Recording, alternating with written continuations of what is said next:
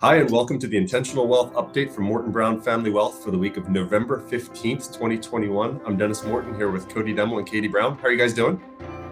Good, how are you?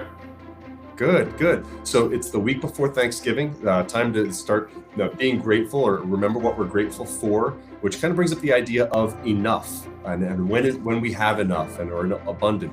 And we found a great article from Morningstar recently to talk about asset allocation when you have enough, which is an interesting topic that we've talked about a little bit before internally. Katie, what does it mean? How do we think about this idea of having enough and the challenge it creates when you think about how to invest?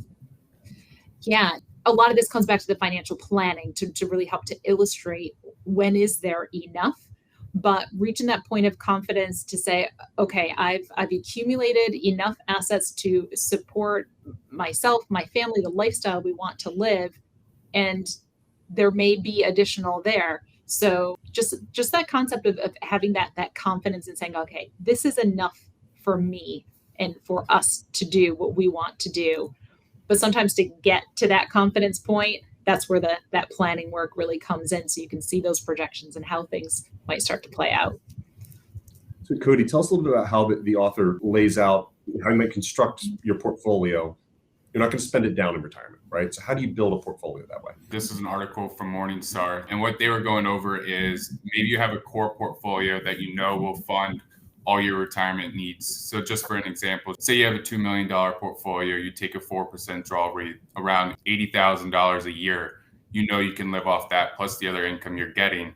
What do you do with the other assets that you have? Do you be more aggressive with it because you know you're not going to touch it and you want to leave a legacy either to your family or to a charity? Or do you be more conservative with the extra assets because you don't want to lose any principal on those assets? Right. And she made a good point that there's no right or wrong answer here, but it comes back to it's the asset allocation that you can stick with. Where if you get so conservative that you're constantly worried about missing out on returns and you're not going to be able to stick with that, then that could create some behavioral issues down the line. I also thought it was interesting that she talked about if you have a 20-year time horizon, you might have an equity allocation as low as 40%. Which sometimes that's even challenging for retirees to say, hey, you know what, conservative might be, you might be 40% equities in a somewhat conservative portfolio. That's a conversation to be had as well. I feel as if we come across that question often. It's, okay, I have enough here. I have this extra pool here. How do I think about that? Do I think about being more conservative in that because I want to make sure that I'm not taking on any unnecessary risk? Like, it may make sense just to remove the risk because I know I'm okay. Right. Or is my next greatest priority legacy and charitable planning or something along those lines where you view it with a longer time horizon so you're okay taking on more risk? I liked how she really separated out kind of those thought processes and coming back to, once again, where your comfort level is, but thinking about those in almost different time horizons. And you might think about, like you said, that bucket of, the personal resources, what they need might have a different allocation from the bucket that may have a different purpose, that excess bucket. Now, Katie, this gets to something that kind of runs contrary to your instincts sometimes, which is you're always talking about simplifying, consolidating accounts, having as few moving parts in your financial picture as possible. But you might actually advocate for the segregation here. Tell me about that. I think for some clients that may make sense because for clients, especially that are maybe a little more risk adverse, I think breaking that out could make sense, where we could be more conservative with that $2 million bucket that's going to help support their retirement. Maybe inside of that account, we have a lower stock allocation. But then for the other money, if they say, all right, now legacy is my next goal, well, then we can be a little more aggressive there. So it might make sense to visually separate those out so that they can see a little more downside protection in their money and a little more upside potential in the next generation's money. It comes down to personal preference, but you're right. It's whatever you're going to stick with and however you need to see it to stick with it. Yeah, we've encountered this in conversations with some of our more conservative clients. When they check on their investment values, they're seeing it all moving at the same time. Like my balance is down. And sometimes people point out, there's some things that are up, there's some things that are down, and that might help by separating out the accounts just to visually say, all right, I know this is supposed to be more volatile and this is acting more stable. You're not just looking at it in the aggregate, which might be helpful. So Cody, what are some other observations when we think of asset allocation here and just the way people should be investing? I think the other thing is don't get too conservative. Just make sure you know where your risks are coming from. Yeah, exactly. I think especially now where we're at in the market with low interest rates, if we are too conservative, then we know with the higher inflation numbers we've seen recently, the real yield is negative. So just making sure you're talking through, obviously, with your advisor, what the right asset allocation is to achieve your goals. And if you do need to break out the separate accounts to feel more comfortable in having the core retirement account and then having the extra money in a different account that you know you're not going to touch for 20 plus years, then maybe that's a conversation worth having. Yeah.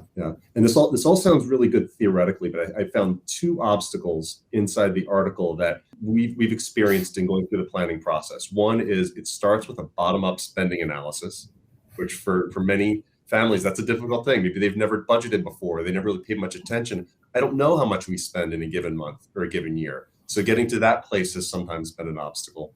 The other part is making sure that if it's a spousal situation, that both people have talked about their risk.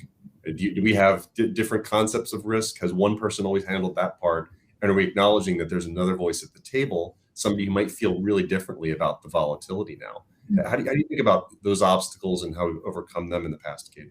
Well, the first one, because that is common. A number of families that we work with aren't necessarily tracking every dollar coming in and out. And so oftentimes we will take the approach on the other side to say, okay, let's get a good understanding of the income coming in, and then let's start paying attention to what's left over. Obviously, setting up some of their systematic savings and other things that will help them to stay on track for their goals. But starting to pay attention to those cash flow numbers. And it's not always a matter of tracking it, but and we'll often say too, in those first couple of years of retirement, everything's sort of new and we need to be flexible. And so maybe keeping everything in that singular bucket first and setting up a monthly income stream and checking in and saying, okay, are we hitting the right numbers? Are we at the right spot? And putting a little bit of time behind it and then determining how much do we need in that core retirement bucket and how much can go in that excess bucket. So it might be a work in process, but sometimes that's a little more palatable than trying to, jot down, all right, I spend this much on electricity and this much on that and this much on that.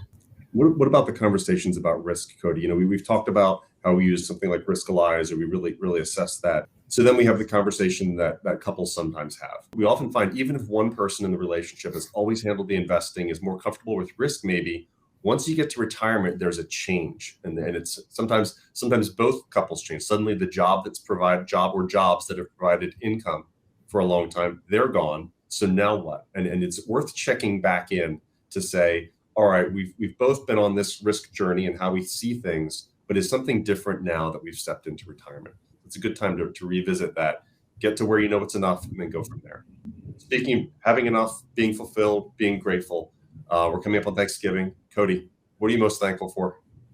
The obvious, I'm obviously thankful for all my friends, family, thankful for my work environment, all the clients we have. It's been a great year, and luckily everyone's healthy. So thankful for a lot. Good. How about you, Katie? You know what, Cody, you said almost exactly what I was going to say. So I'm thankful for the opportunity to every day spend time with people that I really enjoy. So spend time with people I work with and the clients that we serve and our family. I'm just grateful for that opportunity because not everybody has that. So that's very cool. I think I'm grateful, and it's come up a couple of times in family conversation last night, and I know we've talked about it. I'm grateful for inside jokes. I think one of the best things is having a group of people that you do life with, in family, friends, coworkers, all those things. Having inside jokes is such an awesome thing because it just means that you have history together and you can share things and kind of brings the laughter out at times maybe when you least expect it. So grateful for inside jokes, laughing through some of the challenges of the last year, and that we all get to spend time together. Have a good one, and we'll catch up with you soon on the next Intentional Wealth Update.